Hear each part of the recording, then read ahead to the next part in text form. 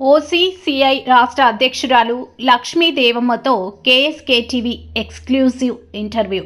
విద్యార్థి లీడర్ నుంచి ఓసీసీఐ రాష్ట్ర అధ్యక్షురాలిగా ఎదిగిన లక్ష్మీ దేవమ్మతో కేఎస్కేటీవీ ఎక్స్క్లూజివ్ ఇంటర్వ్యూ చేయడం జరిగింది. ముందుగా వారి వివరాల గురించి తెలుసుకుంటే, ఈమె డి వీరన్న వెంకటమ్మలకు గుత్తికోట వీధిలో 1968లో 8వ సంతానంగా జన్మించారు. ఈమె 1వ తరగతి నుంచి 5వ తరగతి వరకు పట్టణంలోని మన్రో సత్రంలో, 6వ తరగతి నుంచి 10వ తరగతి వరకు ఎంఎస్ పాఠశాలలో, ఇంటర్ ఎంఎస్ కళాశాలలో విద్యాభ్యాసం సాగగా అక్కడ చదువుల్లో ముందుంటూ అలాగే చదువుతో పాటు లీడర్గా పనిచేస్తూ డాన్సుల్లో, ఆటల్లో, పాటలతో రాణించేది.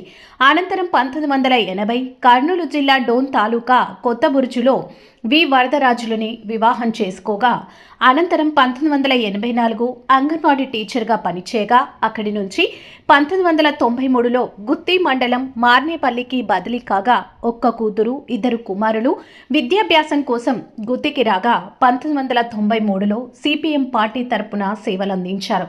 ప్రజల కోసం 2003లో అంగన్వాడీ ఉద్యోగానికి రాజీనామా చేసి 2004లో గుత్తి, చెర్లోపల్లి, గాంధీనగర్లో సిపిఎం పార్టీ అలయన్స్ టీడీపీ తరపున పోటీ చేసి 14,000 రూపాయల ఖర్చుతోనే రాష్ట్ర చరిత్రలోని అతి తక్కువ ఖర్చుతో పోటీ చేసే ఎంపీటీసీగా గెలుపొంది రాజకీయాల్లో రికార్డును నెలకొల్పారు.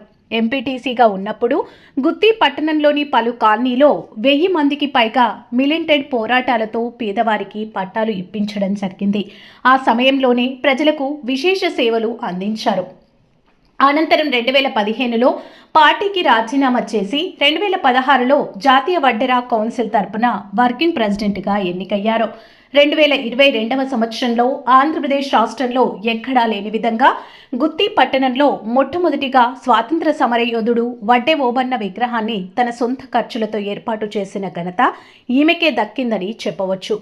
అప్పటి నుంచి 2025 వరకు ఆమె చేసిన సేవలను గుర్తించి 2025 సెప్టెంబర్లో ఓసీసీఐ రాష్ట్ర అధ్యక్షురాలుగా నియమించారు.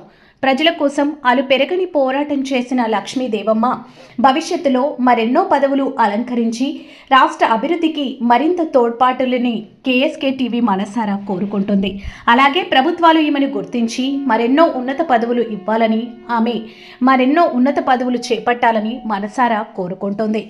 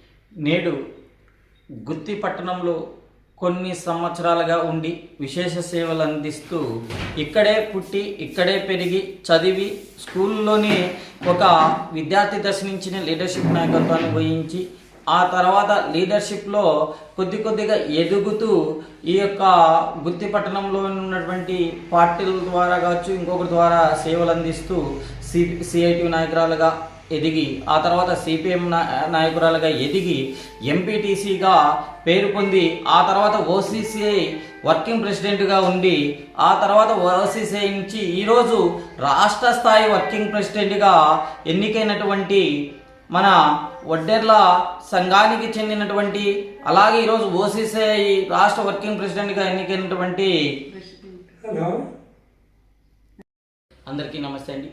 నేడు గుత్తి పట్టణంలో ఒక పేరును సంపాదించుకొని గుత్తి పట్టణంలోనే ఒకప్పుడు పంచాయతీ నుంచి పుట్టి పెరిగినటువంటి ఈరోజు మున్సిపాలిటీ అయినటువంటి గుత్తిలో ఒకప్పటి నుంచి పుట్టి పెరిగి ఇక్కడ విద్యార్థి దశ నుంచినే లీడర్షిప్ నాయకత్వం నుంచి ఆ తర్వాత సిఐటి సిపిఎంగా పార్టీలో ఎంపీటీసీ సభ్యురాగా ఈరోజు ఓసీసీ వర్కింగ్ ప్రెసిడెంట్ నుంచి ఈరోజు అధ్యక్షురాల పదవి చేపట్టినటువంటి దేరంగుల లక్ష్మీదేవమ్మతో కేఎస్కే టీవీ ఇంటర్వ్యూ చేయబోతున్నది. సో ఆమెని ఎలా ఎదగగలిగింది, ఎంతోమందికి మహిళలకి ఆదర్శంగా ఎంతోమంది మహిళల పట్ల ఏది ఇబ్బందులు ఎదుగున్నా నేనున్నానంటూ ప్రోత్సహించి తన జాబ్ను కూడా అయినటువంటి అంగన్వాడీ జాబ్ను కూడా రాజీనామా చేసి ఈ యొక్క సేవకి అంకితమైనటువంటి లక్ష్మీదేవంతో నేరుగా ఇంటర్వ్యూ చేయబోతున్నాం. సో ఆమెని అడిగి ఎలా అంకితం, ఎంతమంది ఎలా వాళ్ళ పిల్లలు ఎలా ఎదిగినారు, ఎంతో మందికి ఆదర్శంగా ఈమె మనం చెప్పుకోవచ్చును మహిళల్లో.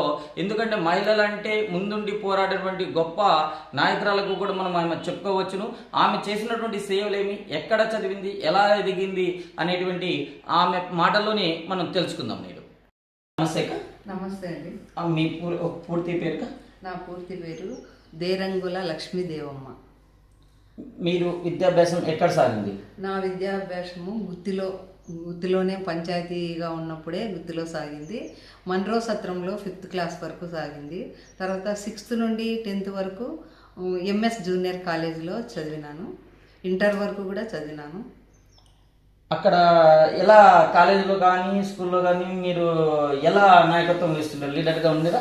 నేను స్పోర్ట్స్లో కానీ తర్వాత డ్యాన్స్ ప్రోగ్రాంలలో కానీ 2వ క్లాస్ నుండి కూడా ఇంటర్మీడియట్ వరకు కూడా ఆ రోజు నన్నే ప్రత్యేకంగా ప్రోత్సహించి బ్రతిమాలి కూడా వాళ్ళు ప్రోగ్రాంలు వేసేవాళ్ళు. అప్పుడు భరతనాట్యం అనేది తక్కువగా ఉండేది. ఒక సారు అనంతపురం నుంచి గుత్తికి వచ్చి భరతనాట్యం నేర్పిస్తుంటే మా అమ్మ ఇంట్రెస్ట్గా భరతనాట్యం నేర్పించిన సందర్భంగా అప్పుడు కొంచెం పల్లె వాతావరణంగా ఉండింది గుత్తి. అందుకనే ఎక్కడి నుంచో పల్లెల నుంచి టౌన్ వచ్చి చూసి ఆనందించి చేసేవాళ్ళు. అప్పుడు ప్రిన్సిపల్ సార్ కూడా టీచర్స్ కూడా ప్రత్యేకమైన శ్రద్ధ పెట్టుకుంటుంటారు. ఎందుకంటే స్పోర్ట్స్లో రన్నింగ్ రేస్లో ఫస్ట్ వస్తానని. కానీ మా తండ్రి గారు ప్రోత్సహించే వాళ్ళు కాదు. ఎందుకంటే ఆడపిల్లలు వద్దు, బయటికి పోవద్దు, మగపిల్లలు కూడా ఇది మిలిటరీకి కానీ ఎక్కడికి కూడా పోకూడదు, ఆర్మీకి కూడా సెలెక్ట్ అయినా పంపించకుండా ఉండేవాడు.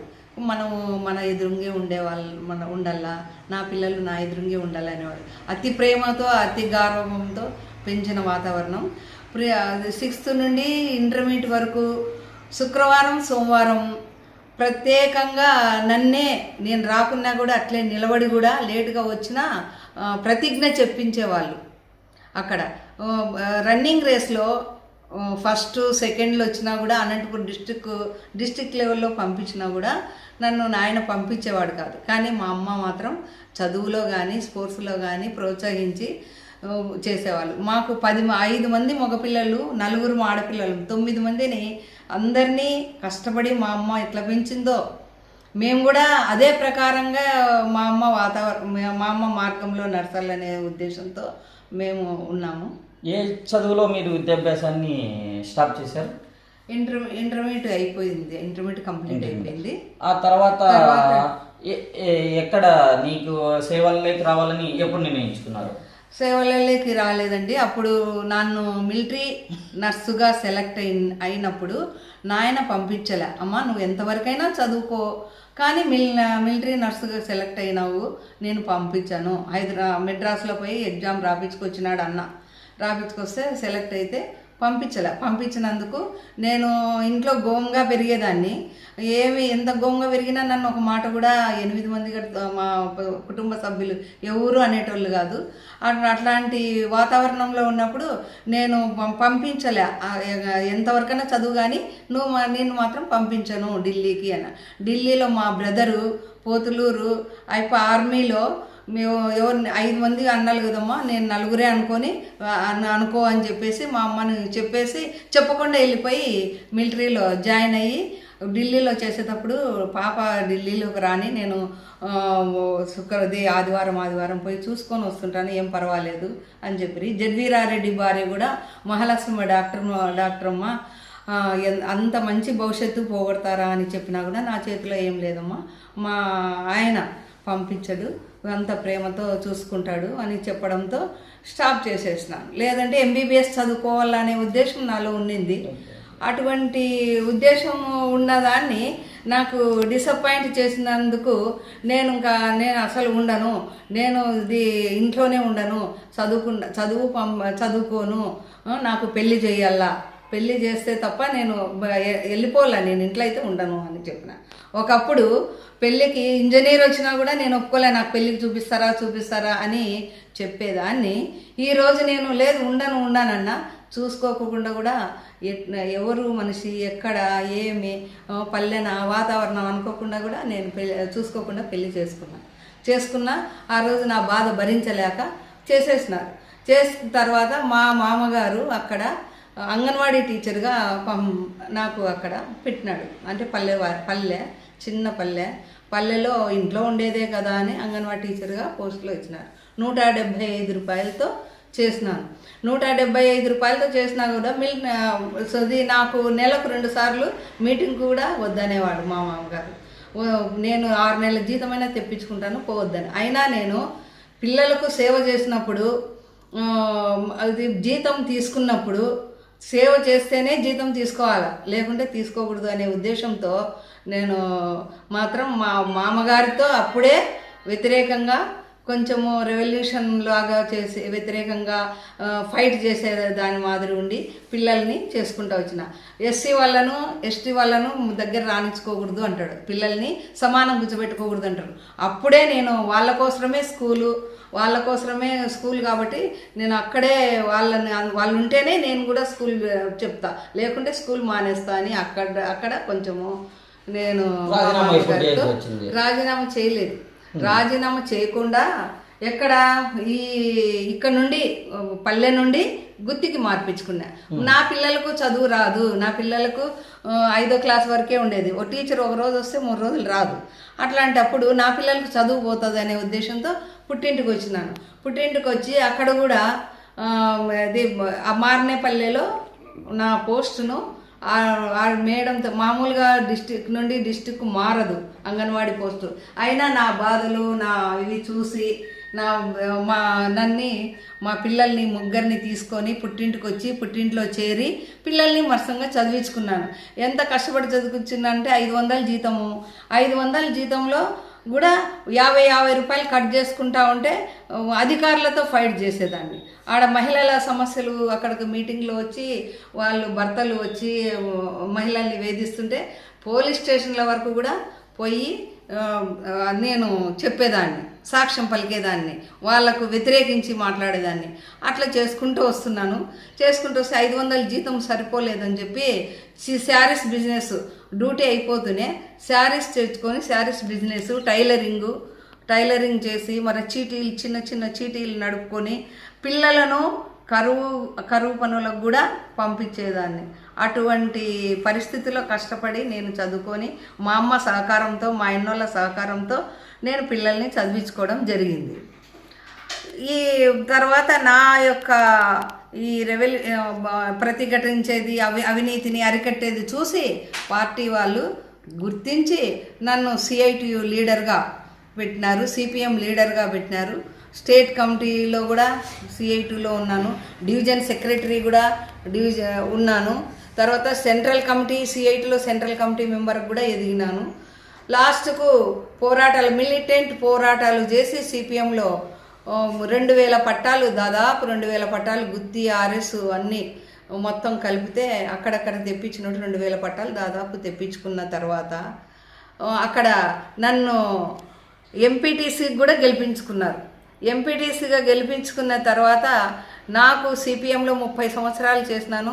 అవినీతి అంటే నాకు సరిపోదు, వాళ్ళకు ఆటంకాలు వస్తాయని చెప్పి నేను రాజీనామా కూడా, నా ఉద్యోగానికి వాళ్ళకు టైం తక్కువ వస్తుందని రాజీనామా కూడా చేసినాను. రాజీనామా చేసిన తర్వాత మా పిల్లలకు కొంచెం ప్రజల యొక్క ఆశీర్వాదము, వాళ్ళ యొక్క ఇది ఉండి మా పిల్లలకు కిరణ్ కుమార్ రెడ్డి హయాంలో కొద్ది కాలం సీఎంగా చేసినా కూడా టాలెంట్ పర్సన్లకి, తర్వాత మార్కులు ఎక్కువ ఉన్న వాళ్ళకి ఆ రోజు దాదాపు 22,000 మందికి పోస్టింగ్లు, ఎస్ఐలు కానీ, సిఐలు కానీ, కానిస్టేబుల్స్ కానీ ఇచ్చినారు.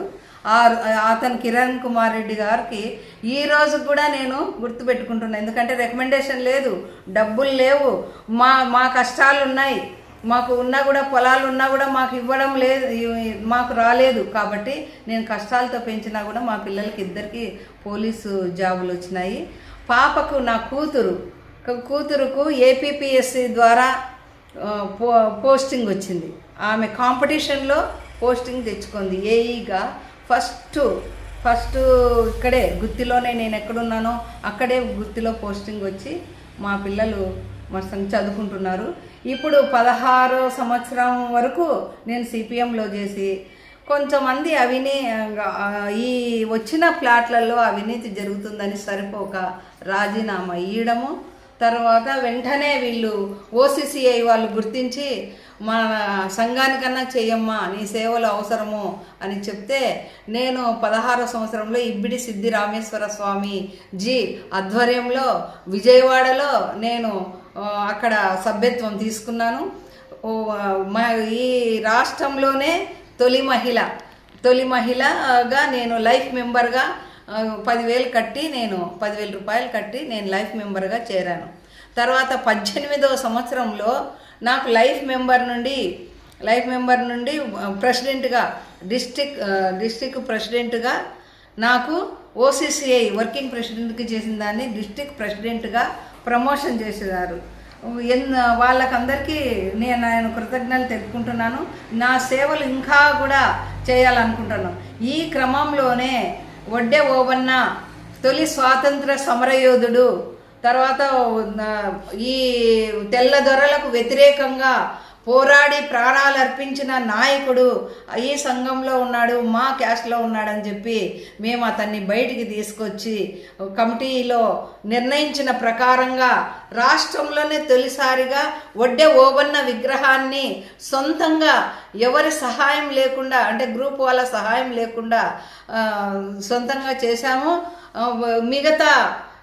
మిగతా వాళ్ళు దాతలు ఇచ్చిన వాళ్ళు వెంకట్రామరెడ్డి గారు, తర్వాత ఎస్కేడి కాలేజీ ప్రిన్సిపాల్ మేడం గారు ఇచ్చిన కొంతమంది ఇచ్చిన దాంతో 70,000 వస్తే వాళ్ళ పేర్లు కూడా శిలాపథకంలో రాపించాను. ఈ విధంగా మీకు ఎందుకు అనిపించింది విగ్రహాన్ని ఎక్కడా లేని విధంగా, రాష్ట్రంలో వడ్డే ఓబన్న విగ్రహాన్ని ఎక్కడా లేని విధంగా మన గుత్తిలోనే స్థాపించాలి, విగ్రహాన్ని ఏర్పాటు చేయాలని ఎలా వచ్చింది ఆలోచన? నాకైతే వడ్డే ఓబన్న అట్లాంటి వాళ్ళు ఇంకా చాలామంది ఉన్నా కూడా వాళ్ళు వెలుగులోకి రావడం లేదు, ప్రాణాలు అర్పించిన నాయకులు వెలుగులోకి రావడం లేదు అని నేను ఎక్కడ లేకున్నా ఇక్కడ ప్రతిష్ఠించాలనుకోలే. కానీ నా హృదయంలో అటువంటి నాయకుడిని బయటికి తీసి ఇంకా కొంతమందికి ఆదర్శంగా నిలబడాలా. అవును, అటువంటి గొరిల్లా యుద్ధంలో కూడా పాల్గొన్నాడు. తర్వాత అతను ప్రాణాలు అర్పించి నాయకుడు. సైరా నరసింహారెడ్డి లేనిదే ఇతను లేడు అని చెప్పి సైరా నరసింహారెడ్డికి అనుచరుడు, బాల్య స్నేహితుడు. వడ్డే ఓబన్న లేనిదే నరసింహారెడ్డి కూడా లేడు. ఇటువంటి ఘనమైన చరిత్ర ఉంది అని చెప్పి నేను అతని విగ్రహం ఇక్కడ స్థాపించాను. అతి కష్టంతోనే నాకున్న సమస్యలతోనే నేను అతి కష్టంతోనే నేను స్థాపించి 10 మందికి ఇప్పుడు అందరూ ఎక్కడ రాష్ట్రంలో జిల్లాలలో ఓబన్న గారి విగ్రహము ఈరోజు ఆవిష్కరిస్తుందంటే చాలా సంతోషంగా ఉంది. వాళ్ళకు కూడా ఎక్కడెక్కడ ఆవిష్కరిస్తున్నారో వాళ్ళకు నేను అనేక కృతజ్ఞతలు తెలుపుకుంటూ చెందాను. ఇంకా మీరు భవిష్యత్తులో మీరు ఇంకా ఏమి చేయాలనుకుంటున్నారు? వడ్డేవాళ్ళ కావచ్చు, ఓసీసీ తరపున కావచ్చు, ఒక మహిళా నాయకురాలు కూడా కావచ్చు, ఫ్యూచర్లో మీరు ఇంకా ఏం కావాలని అనుకుంటున్నారు? ఏం చేయాలనుకుంటున్నారు సమాజంలో సేవ? నేను సిపిఎం పార్టీలో 30 ఏళ్ళు చేసినాను, CI2 నాయకురాలుగా చేసినాను, OCCIలో చేసినాను. అయినా ఒక సంఘానికి నేను పరిమితం కాలేదు. ఎవరు మహిళ నా చేతనైనంత వరకు, అందరు మహిళలకు ఎవరు వచ్చినా ఎక్కడ అన్యాయం జరిగినా నా చేతనైనంత వరకు నేను చేసుకుంటూ వస్తున్నాను. భవిష్యత్తులో కూడా లాస్ట్ వరకు కూడా నేను జీవితాంతం ఉన్నంత వరకు కూడా నేను చేతనైనంత వరకు నా పరిమితం ఉన్నంత వరకు నేను ప్రజలకు సేవ చేసుకుంటూనే ఉన్నా. నా పిల్లలు ఎంత ఎదిగినా, నా పిల్లలు వాళ్ళ కష్టాలు ఎన్నున్నా, నా కష్టాలు ఎన్నున్నా కానీ సంఘ సేవ మాత్రం వదిలిపెట్టకుండా చేస్తున్నానని ఈరోజు మీకు మీడియా ద్వారా తెలుపుతున్నాను. సో ఇలాంటి గొప్ప సంఘ సేవకురాలు, నాయకురాలు అయినటువంటి లక్ష్మీదేవమ్మ గారు మరింత ఫ్యూచర్లో మరిన్ని పదవులు అధిరోహించాలని, ప్రభుత్వం కూడా ఇలాంటి వాళ్ళని గుర్తించి, సేవకు అంకితమైనటువంటి ఇలాంటి వాళ్ళని గుర్తించి తమకంటూ ఒక పదవిని కేటాయిస్తే ఇంకా మరింత ప్రజల్లోకి వెళ్ళి, చొచ్చుకొని వెళ్ళి, ప్రజల్లోకి వెళ్ళి సంఘ సేవకురాలుగా ఇంకా సేవలు చేయడానికి ముందుంటుందని చెప్పి మరిన్ని పదవులు రావాలని మా కేఎస్కే ద్వారా మీకు కోరుకుంటున్నాం, ఆకాంక్షిస్తున్నాం మేడం. సో ఇన్ని చేపట్టాలి. చివరిగా మీ భర్త, మీ కుటుంబ సహకారం మీకు ఎప్పుడు ఉన్నాయి? మా భర్త, నా పిల్లల సహకారం లేనిదే నేను ఏ సేవ చేయలేను. మొదటి నుండి కూడా ఈరోజు కూడా మా భర్తది, నా పిల్లలది, నా కూతురిది వాళ్ళ యొక్క సహకారం ఇండైరెక్ట్గా కానీ డైరెక్ట్గా కానీ వాళ్ళ సహకారంతోనే నేను చేయగలుగుతున్నాను. వాళ్ళ సహకారం లేకపోతే నేను చేయలేను. ఓకే అక్కగారు, మీరు మరిన్ని పదవులు అధిరోహించాలని చెప్పి కోరుకుంటున్నాము. ఇలాగే మీరు ఇక్కడికే స్టాప్ కాకోకుండా మీ సేవలు మరింత ముందుకు తీసుకుని పోవాలని చెప్పి మేము మా కేఎస్కే టీవీ ద్వారా కోరుతున్నాం. థ్యాంక్ యూ వెరీ మచ్గా. మేము కూడా కేఎస్కే టీవీ వాళ్ళు గుర్తించి మాకు ఈ ఉన్న చరిత్రనంతా బయట పెట్టడము, నా సమస్యలు బయట పెట్టినందుకు మీకు ధన్యవాదాలు తెలుపు.